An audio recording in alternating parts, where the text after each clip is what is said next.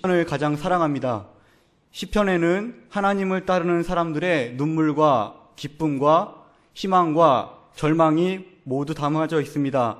시편을 읽을 때마다 내 마음을 시편 기자의 마음에 담아 하나님을 기쁘게 찬송하기도 하고, 때로는 죄에 잠긴 완악해진 마음을 하나님 앞에 토로하기도 합니다. 오늘 시편 73편에는 시편 기자가 절망한 모습으로 나타나고 있습니다.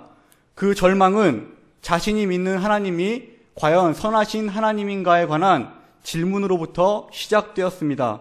오늘 시편 73편 3절에 보면 시편의 기자는 악인의 형통함을 목격하였다고 말합니다.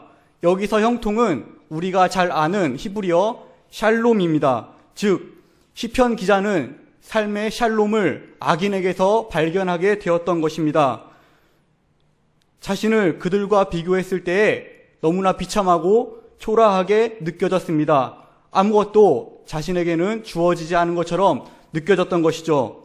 악인들은 걸핏하면 하나님을 모욕하는 것을 즐거워했습니다. 나는 하나님 없이도 이렇게 성공했다. 나는 하나님 없이도 이렇게 즐겁다.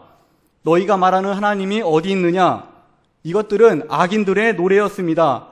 시인은 이 노래를 듣고 내심 기대했습니다. 하나님께서 반드시 저 사람들에게 심판을 명하실 것이다. 그러나 날이 갈수록 그들의 재산이 더해지고 그들은 더 많은 복을 받는 것처럼 보였습니다. 그래서 그럴수록 그들은 더욱더 하나님을 심하게 모욕하기 시작했습니다. 너희가 우리에게 심판을 명한다 할지라도 우리는 복을 받는다. 하나님은, 너희가 믿는 하나님이 도대체 어디 계시느냐? 이것이 바로 악인들이 부르는 노래였습니다. 시인은 마음을 고쳐먹었습니다. 그러면은 하나님이 저 사람들에게 심판을 명하지 않으신다면은 지금보다 훨씬 더 심각하게, 훨씬 더 무서운 고통을 통해 그 사람들에게 고난을 줄 것이라고 기대했습니다. 그러나 시인의 바램과는 달리 악인들의 삶은 갈수록 형통함을 더해갔습니다. 마침내 그들이 죽는 순간이 다가왔는데 죽는 순간, 그 순간까지도 그들은 조금의 고통도 겪지 않고 죽음을 맞이했습니다. 그 가운데 시인은 비참함을 느끼게 되었습니다. 나는 지금까지 하나님을 잘 섬겨왔는데 왜 이 모양 이 꼴인가? 나는 하나님을 두려워하고 하나님 앞에서 살려고 최선을 다했는데 왜 악인들에게 있는 평안함이 나에게 없을까? 그의 마음에 의심이 일어나기 시작했습니다. 악인에게만 하나님이 샬롬을 허락하셨다면 하나님을 과연 선하신 분이라고 볼 수 있을 것인가?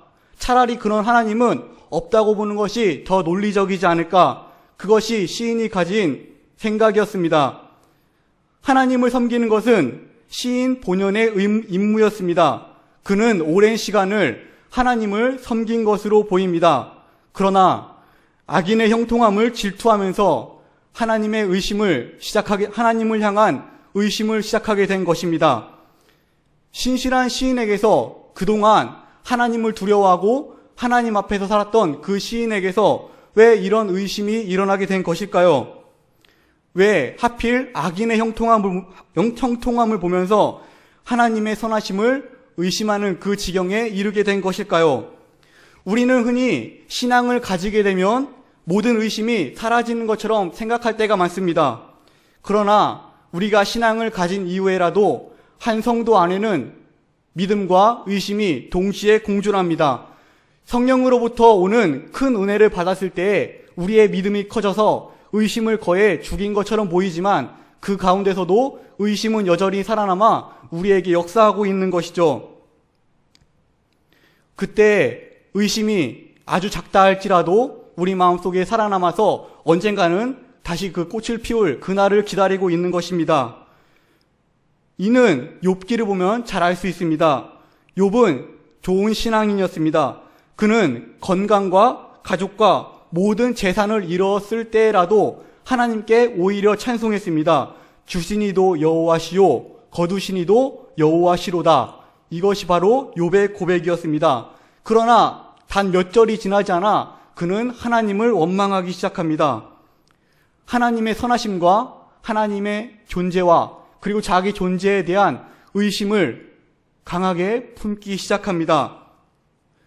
욥이 이상한 사람이 아니라 한 신앙인 안에 믿음과 의심은 공존할 수밖에 없다는 사실입니다. 사람이라는 존재는 이 세상을 살아갈 때에 애매하고 불확실한 존재입니다. 그러나 가장 큰 문제는 그것이 아닙니다. 하나님으로부터 오는 은혜가 고갈되고 나면 신자 안에 남는 것은 그것이 바로 의심이기 때문에 우리가 두려워해야 합니다. 이럴 경우가 가장 큰 문제입니다. 하나님이 없다고 생각하는 사람들은 아예 그런 생각조차 하지 않습니다. 그러나 하나님을 믿던 성도들은 하나님에 대한 의심이 싹트게 되고 그들의 말과 삶을 통해 그 열매를 맺게 됩니다. 하나님을 찬양하던 입술은 하나님을 원망하는 입술이 되고 하나님을 섬기던 손은 하나님을 내팽겨치는 손이 되기에 너무나 빠른 우리 성도들입니다. 오늘 시인도 욥의 마음과 같았습니다.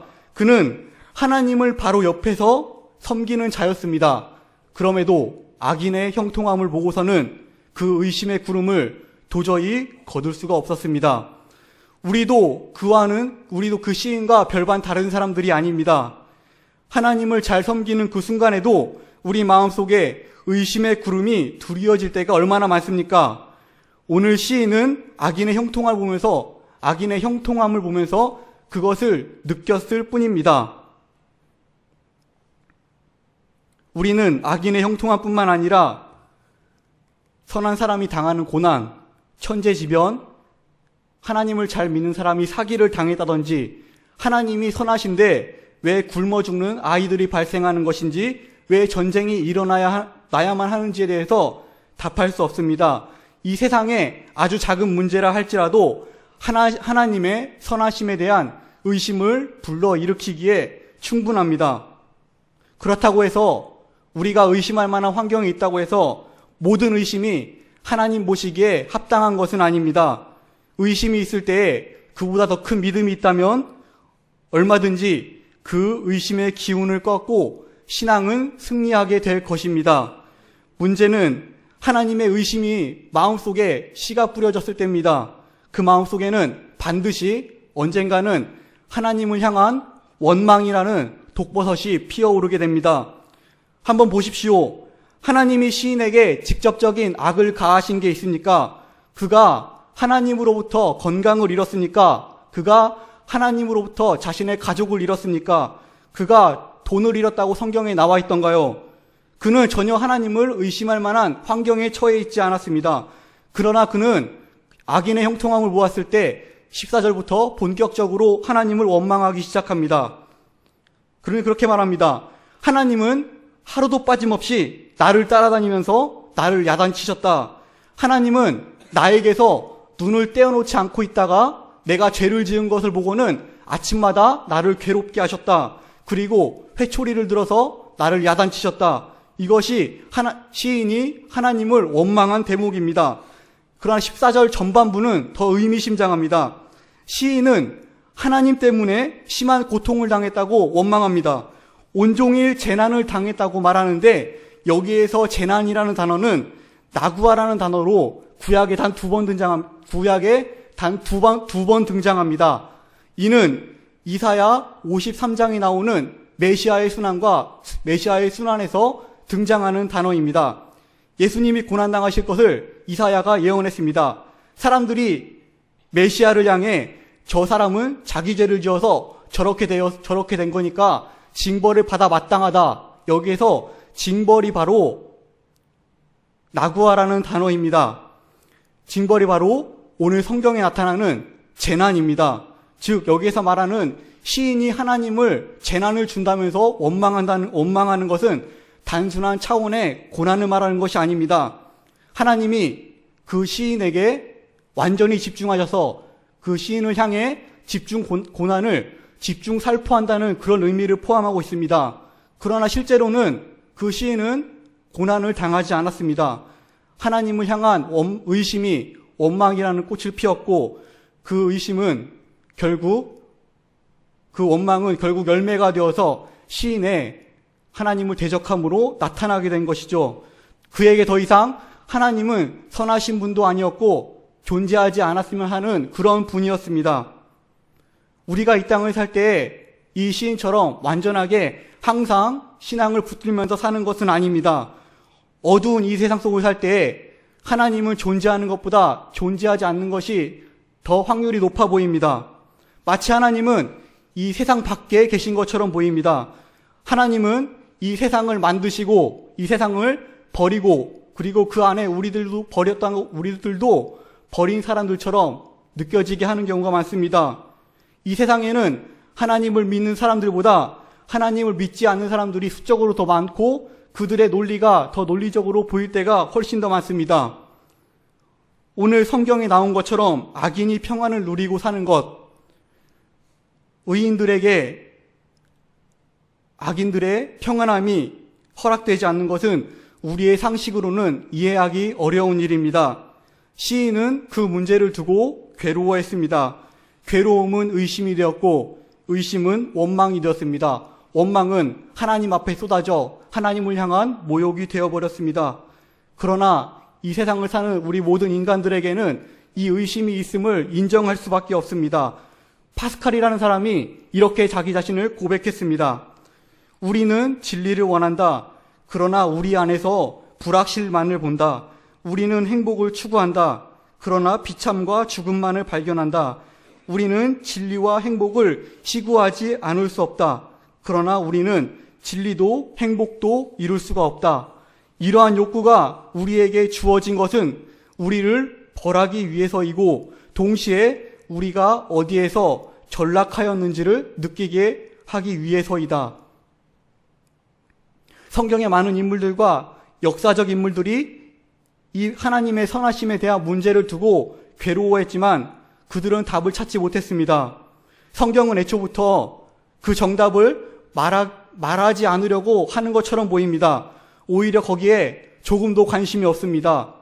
하나님이 어떻게 선하신 하나님이 악인들에게까지 그런 형통함을 주시는지 그 난제들에 직면한 신앙인들의 태도만을 우리에게 보여줄 뿐입니다. 그리고 그 신앙인들의 태도는 전부 다 낙관적이었던 것만은 아닙니다. 그들은 우리처럼 성경에 나온 인물들처럼 그리고 역사적 인물들처럼 그 풀리지 않는 문제를 두고 괴로워했습니다.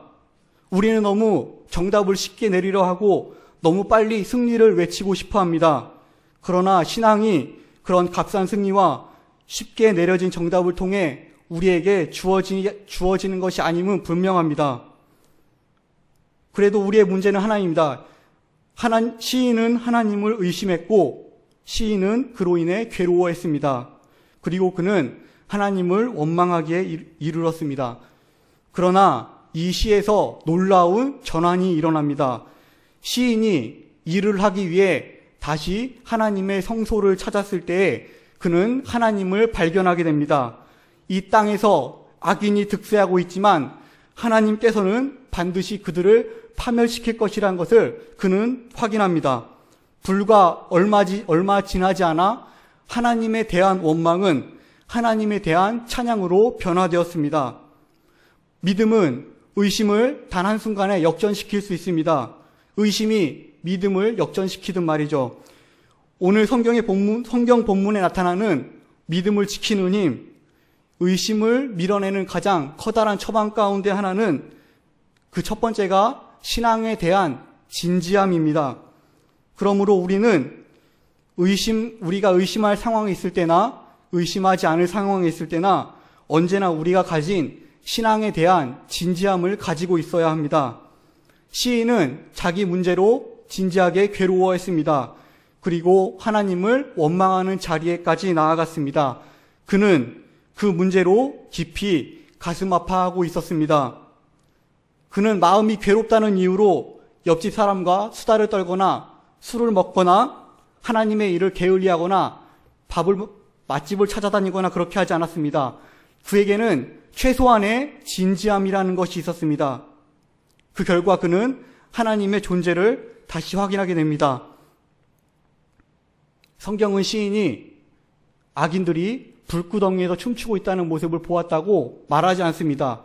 그는 오히려 시인은 그것을 자신의 눈으로 목격한 것이 아니라 하나님을 발견함을 통해 그들의 최후를 깨닫게 된 것입니다. 마음속으로 이해하게 된 것이죠. 하나님에 대한 진지한 성찰이 장막을 열었을 때에 그의 지성을 깨운 것입니다. 교회를 잘 다니는 것은 매우 중요합니다. 그러나 자신의 삶과 하나님에 대한 깊은 성찰 없이 교회 마당을 오가는 것만으로는 절대 하나님을 만날 수 없습니다. 우리는 우리의 문제를 고민하는 것만으로도 하나님을 만날 수 없습니다. 그러나 적어도 교회에 오는 발걸음은 진지해야만 합니다. 예배를 통해 하나님을 만나는 체험이 있어야 합니다. 우리에게는 그것을 갈망하는 마음도 필요합니다. 그리고 그것을 위해 기도할 줄 아는 진지함도 필요합니다. 교회 공동체라는 곳이 신앙의 진지함이 넘치는 장소가 되어야 합니다. 만약에 교회에 신앙의 진지함이 넘치지 않는다면 그곳은 인간관계만 남은 사교단체로 전락하고 말 것입니다. 우리는 어려운 문제를 가지고 어렵다고 말해야 할 줄 알아야 합니다. 하나님을 알고자 하는 지식에 대한 추구가 있어야 합니다. 고민을 함께 나누고 그 고민을 위해 함께 기도하는 공동체가 되어야 합니다. 그런 면에서 우리가 교회에 나와서 너무 드라마 얘기만 하는 것도 좀 절제를 할 필요는 있습니다. 누구를 비방하는 건 아니고 너무 그런 상황을 많이 봐서 이런 얘기를 하는 겁니다. 모이면 드라마 얘기를 많이 합니다. 물론 드라마도 하나님이 주신 선물이라 생각하고 보면은 감사히 받을 수 있는 것입니다. 그런데 만날 때마다 그 드라마 얘기를 하면은 하나님이 어떻게 생각하실까요? 여자분들끼리 모여서 그런 얘기를 했다고 합니다. 시크릿 가든 마지막 해 현빈 어떻게 됐어? 현빈 부활했어. 이제 하지원이랑 결혼할 거야. 와, 너무 잘 됐다. 그러면서 너무 기뻐했다고 합니다. 현빈의 부활을 기뻐하면서 예수님의 기쁨은 그렇게 기뻐하지 않는 그런 사람들의 모습도 있는 것이죠. 그래서 우리에게는 그런 드라마 얘기, 세속적인 얘기보다 조금 더 신앙에 대한 진지한 대화가 필요하고 그것을 함께 나누는 교회가 되어야 할 것입니다. 교회는 이 세상의 희망이 될 수밖에 없습니다. 이 세상에서 겪었던 어려움을 함께 나누고 그 공동체 안에서 쓰러진 사람을 세우는 능력이 다른 곳에는 없습니다. 오직 교회에만 있습니다. 우리에게는 진지함이 필요합니다. 우리에게 진지함이 있을 때에 하나님께서 교회를 통해 우리에게 말씀하실 것입니다. 다른 지체의 삶을 통해 우리에게 말씀하실 것이며 다른 사람의 말을 통해 우리는 하나님의 목소리를 들을 수 있게 될 것입니다. 우리 모든 사람들이 다 한 사람 한 사람들이 그런 신앙의 진지함을 가진 사람들이 되기를 간절히 소원합니다. 둘째로 우리는 그런 시험에 빠지지 않게 언제나 하나님을 기억해야 합니다. 시편 73편 28절에는 이렇게 기록되어 있습니다. 하나님께 가까이함이 내게 복이라. 내가 주 여호와를 나의 피난처로 삼아 주의 모든 행적을 전파하리이다. 마지막에 시인은 모든 행적을 전파하리이다라고 말했습니다. 여기에서 주의 행적이란 시인이 상상한 것이 아니고 시인이 머릿속으로 떠올린 것이 아니며 시인이 자신의 삶에서 직접 경험한 하나님의 은혜를 일컫는 것입니다. 시인이 하나님을 원망했을 때와 잘 비교해 보십시오. 하나님을 원망했을 때도 시인의 삶이었고 하나님을 찬양했을 때도 시인의 삶이었습니다. 그러나 하나는 하나님이 자기를 괴롭히기 위해 존재한다는 원망 섞인 자신의 삶의 해석이었고 또 다른 하나는 내가 이것을 다른 사람들에게 전파할 정도로 기쁜 소식이라는 해석이었습니다. 삶이 하나라 할지라도 한 사람의 마음에 따라서 그 해석이 너무나 차이가 나게 되는 것이죠. 이렇게 해석의 차이가 나는 이유가 있습니다. 사람의 마음은 각각의 사물을 보고 그 사물을 평가합니다. 그래서 한 가지 대상을 놓고 여러 사람들의 평가가 나뉘는 것도 그런 이유에서죠. 예를 들어 보겠습니다. 어느 날 어떤 남자가 여자친구랑 식당에 갔다고 합니다. 여자친구가 물을 따르던 중 물을 쏟아버렸다고 합니다. 남자친구가 그 모습을 보고 너무 사랑스러워서 이렇게 말했다고 합니다. 오, 백치미가 있네? 여자친구가 이 말을 듣고 아주 좋아했죠. 둘이 결혼을 하고 나서 한 4, 5년이 지났다고 합니다. 식당에서 아내가 물을 따르다가 쏟았다고 합니다. 아내가 물을 쏟는 순간 연애 시절이 생각났습니다. 남편에게 물었습니다. 여보, 나 백침이 있지? 남편이 그걸 보고 말해 주었습니다. 아니, 당신 진짜 백치 같아. 그날 알아봤어야 되는 건데. 사람의 마음에 따라서 한 사건의 해석도 다르게 내놓을 수 있습니다. 그래서 우리는 이 마음을 잘 지켜야 합니다. 그런 면에서 우리는 날마다 하나님을 우리 마음속에 간직해야 합니다. 우리는 믿음을 우리 눈에 비유하는 것을 좋아합니다. 믿음이란 우리의 눈을 하나님께로 고정시키는 행동입니다. 그리고 그 믿음을 기초로 이 세상을 바라보는 것입니다. 그 믿음을 기초로 우리의 삶을 바라보는 것이고요. 그 믿음을 기초로 이 세상에 일어나는 일들을 해석해 나가는 것입니다. 그 믿음을 기초로 시인이 이 세상에 일어나는 일을, 자신의 삶에서 벌어지는 일을 다시 보았을 때 그것이 더 이상 원망거리가 아니라 하나님이 행하신 놀라운 행적이었음을 발견하게 되었습니다. 저는 성경 인물 가운데 사도 바울을 가장 좋아합니다.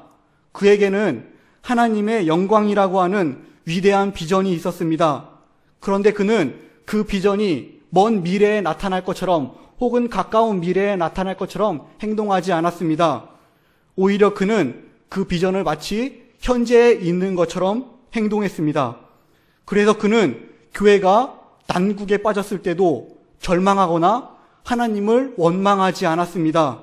교회가 서로 분열되고 싸우고 있을 때에도 사도 바울은 절망의 목소리로 그들에게 편지를 보낸 것이 아니라 오히려 그들을 격려하고 그들에게 질책을 하는 모습으로 편지를 보냅니다. 믿음이라는 것은 없는 것을 보는 것이 아닙니다. 덮어두고 믿는 것이 아닙니다. 믿음은 이 세상에 이미 존재하는 것을 보는 것입니다. 그래서 우리는 신앙인들은 하나님의 살아계심을 우리 눈앞에서 보고 있는 것입니다. 우리에게 행하신 일을 보는 것이고 우리 삶에서 행하신 일을 보는 것입니다. 우리의 마음이 하나님을 올바로 향해 있을 때에만 이런 해석이 일어날 것이며 현실에 대한 이런 해석은 하나님을 올바로 봄을 통해서만 이루어집니다. 이 세상은 우리에게 호락호락하지 않은 것이 분명합니다. 이 세상을 바라보았을 때 우리는 혼돈밖에 발견할 수 있는 것이 없습니다. 이 안에서 우리가 질서를 발견한다는 것은 거의 불가능하다고 느껴질 정도입니다. 그러나 이 세상을 기초로 하나님을 보았을 때 하나님 역시 그런 불완전하고 혼돈 가운데 있는 분으로 묘사되기가 쉽습니다. 시인이 믿음의 눈을 상실하고 이 땅에 있는 작은 일에 하나님을 묶어두었을 때에 여지없이 그에게 괴로움이 찾아왔습니다. 그리고 그에게 영적 침체가 찾아온 것입니다. 신학대학원에 처음 갔을 때에 반끼리 MT를 간 적이 있습니다. 조별로 모여서 자신의 미래에 대해서 이야기하는 시간이 있었습니다. 돌아가면서 이야기하는데 제 차례가 되었습니다. 조장이 저에게 물었습니다. 지전도사님은 나중에 뭐 할 겁니까? 저는 되게 당당하게 이야기했습니다. 저는 대한민국에서 목회를 할 겁니다. 딱 이렇게 말했습니다. 그냥 목사할 겁니다. 이러면 될 걸. 그래, 그때는 그렇게 겁이 없었습니다. 그리고 자기가 대한민국 교회를 책임질 것처럼 그러고 다녔습니다. 사람들이 저에게 자주 말하는 것 중에 하나가 공부를 해보라고 말합니다. 제가 좀 똑똑하게 생겼는데 사실 머리가 그렇게 좋지 않습니다. 저는 그래서 공부하라고 말하는 사람들에게 언제나 이렇게 다시 얘기해 줬습니다. 공부하는 것은 아무런 보람이 없고 나는 공부하는 목사가 될 거야. 정말 겁이 없었죠. 요즘에는 그런 깡 같은 그런 소위 말하는 깡이나 그런 기백 같은 거를 거의 다 잃어버린 것 같습니다. 요즘에는 눈앞이 깜깜해지는 것을 자주 느낍니다. 많은 교회에서 문제가 발생하고 그 문제들이 사회적 이슈가 되는 것은 사실 그렇게 가슴 아프긴 하지만 아주 가슴 아프지 않습니다. 가장 가슴 아픈 거는 제 자신이 무언가를 잃어가고 있다는 생각을 너무 많이 합니다. 마음이 약하기도 하고 어둡기도 해서 앞을 보려고 하면은 눈앞이 깜깜해지고 너무나 마음이 무거워지는 것을 자주 느낍니다. 공부하는 목사가 되고 싶다고 결심한 게 불과 몇 년 전인데 이제는 그냥 뒤에 목사자 지우고 공부만 하고 싶을 때가 간절해집니다. 공부만 하고 싶은 마음이 간절해질 때가 많습니다. 마음에 의심이 생길 때도 많고요. 하나님을 원망하고 싶은 마음도 있습니다. 그때마다 오늘 시편 73편을 꺼내서 읽어봅니다. 시인의 마음이 되어서 이 시편을 읽어보려고 합니다. 하나님, 나의 마음이 무너지지 않게 하나님께서 붙들어 주세요. 그렇게 하나님께서 붙들어 주지 않으면 저는 무너질 수밖에 없습니다. 요새 저의 유일한 기도 제목입니다. 하나님만을 바라보는 신앙을 갖고 살고 싶지만 그것이 이 세상을 사는 동안에 잘 되지가 않을 것 같습니다. 지금으로부터 오래전에 아라비아 사막 사람들은 낮에 태양을 피하기 위해서 밤에 이동을 했다고 합니다. 그들은 사막이 허허벌판이고 가로등도 없고 아무것도 보이지 않았다. 그들은 아무것도 보이지 않는 가운데 길을 이동해야만 했습니다. 그때 그들은 하늘의 별자리를 보고 자신이 가야 할 길을 찾았다고 합니다. 눈앞에는 아무것도 보이지 않고 앞이 막막하고 깜깜하지만 시선을 하늘로 고정시키고 하늘을 보며 길을 걸을 때에 마침내 그들은 목적지에 도달할 수 있다고 말합니다. 신앙인의 삶도 마찬가지입니다. 사막과 같은 인생에서 언제 꺼질지 모르는 촛불이나 등불을 의지하는 것은 우리의 삶이 될 수 없습니다. 그건 겨우 우리 눈앞의 시야만 밝혀줄 뿐입니다. 가야 할 길이 보이지 않는다고 해서 주저앉아서 울고만 있을 수 없습니다. 그건 역시 우리의 삶이 될 수 없습니다. 어느 날 비가 와서 별자리가 보이지 않고 하늘이 어둡게 되었다고 해서 내가 지금까지 걸어온 길을 의심할 수도 없고 우리가 가야 할 길을 의심할 수 없습니다. 하늘을 원망할 수 없습니다. 하늘을 원망하는 것은 우리가 해야 할 일이 아닙니다. 우리가 어디로 가야 할지 모른다고 모닥불을 피워놓고 밥이나 해먹고 거기서 축제를 벌이는 것은 우리가 해야 할 일이 아닙니다. 그렇게 하루하루를 의미 없이 보내는 것은 우리가 해야 할 일은 아닙니다. 우리 신앙인들은 어디로 가야 할지 하늘을 보고 알아야 합니다. 여기에는 반드시 진지함이 요구됩니다. 내 인생이 어디로 가고 있는지, 내 인생이 누구를 의지하고 있는지 우리의 어두운 인생길을 가는 동안 항상 점검해야 합니다. 우리는 하나님을 믿지 않는 사람들과 똑같은 세상을 살아갑니다. 어둡고 앞이 보이지 않고 혼돈 속에 놓여진 이 세상을 바라보며 살아갑니다. 그러나 우리에게는 그들이 가지지 않은 별자리가 있습니다. 우리는 하나님이 주시는 그 인생의 길잡이를 보고서 걸어가야 합니다. 우리는 그제서야 인생의 목적을 발견합니다. 우리가 걸어가는 그 인생길에 혼란스럽고 어두운 순간이 존재할 수 있습니다. 그러나 우리는 그때도 하나님을 바라보아야 합니다. 사막에서 길을 잃지 않기 위해 별자리를 보고 따라갔던 그 사람들처럼 우리 신앙인들도 하나님을 보고 그 길을 잃지 않도록 언제나 하나님을 바라보아야만 합니다. 우리는 마침내 목적지에 도달하게 될 것입니다. 그리고 우리가 돌아온 길을 보았을 때에 우리를 인도해 주신 하나님의 손길이 있음을 찬양하게 될 것입니다. 그러나 그 찬송이 우리가 먼 미래에 부르는 찬송이 되어서는 안 됩니다. 오늘 우리가 부르는 찬양이 되어야 합니다. 내가 주의 행적을 전파하리이다. 시인의 고백이 오늘 우리의 고백이 되어야 합니다. 그 찬송을 오늘 시인이 마지막에 하나님의 사랑을 깨닫고 하나님의 선하심을 알게 된 그 모습을 우리가 가지기 원합니다.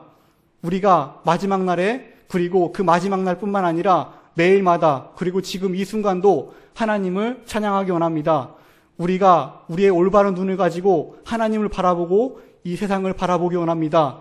우리가 그렇게 될 때 하나님을 찬양하게 될 것이고 하나님은 우리를 보면서 기뻐하시게 될 것입니다. 이 사실을 날마다 체험하고 언제나 인생의 길잡이를 하나님으로 두시는 여러분들이 되기를 간절히 소원합니다. 기도하고 마치겠습니다.